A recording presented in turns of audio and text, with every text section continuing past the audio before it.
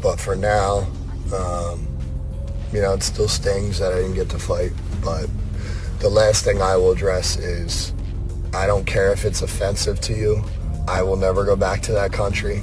I did everything right. I slept in a tent. I did all this work to still get sick. Some people are saying it wasn't the food, saying I got altitude sickness.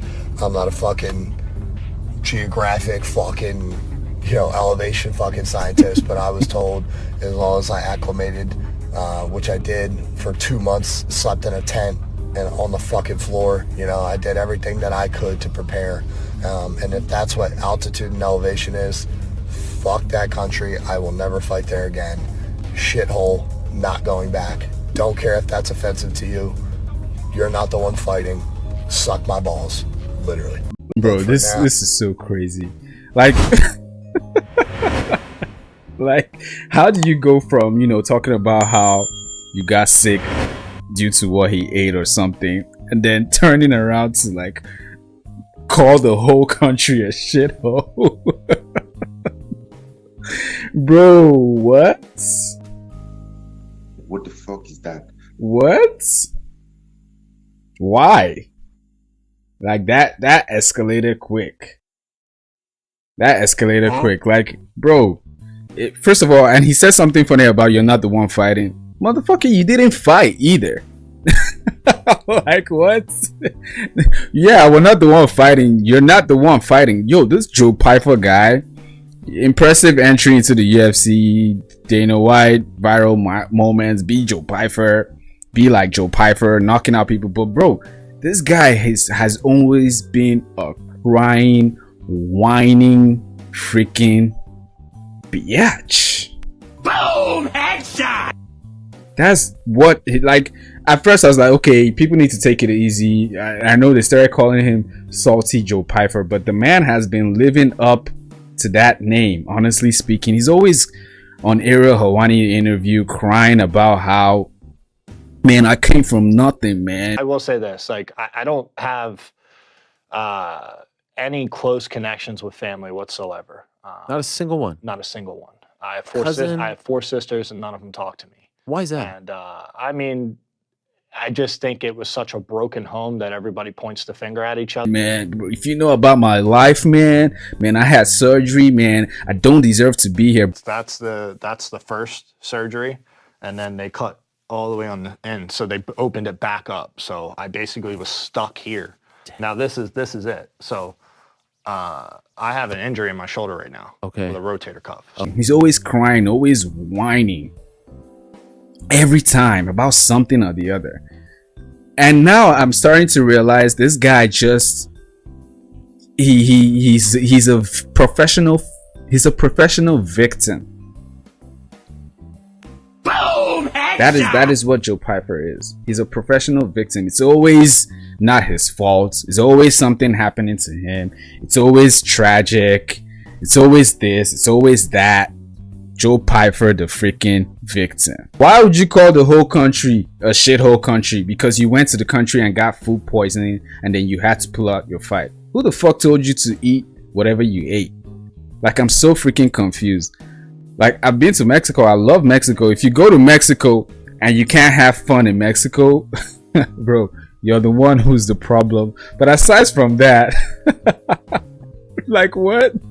Take some accountability. Zero responsibility. Like, what is wrong with saying, hey man, like, bro, this happens every time fighters get sick, and I didn't even care about why he exactly how he got sick. I wanted to see the fight, but when I heard it was canceled because Pyfer got sick, I didn't even have any questions. Like, I wasn't curious about anything. I wasn't mad at anybody. I was like, oh shit, fight is canceled, we'll reschedule it. But what happened to the regular, hey guys, I ate something, I got sick, sorry to disappoint, the fight will be rescheduled? What happened to Gudo just explaining? How did he go? Look at how he escalated slowly to calling the whole country, not even just Mexico City, right? Not the food truck or wherever he ate from. The whole country is a shithole because he ate something and got sick and had to pull out.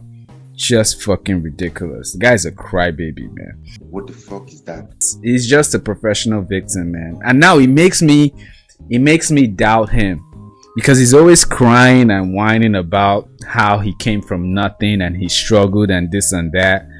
But now I'm starting to realize, did this guy really suffer the way he makes it seem?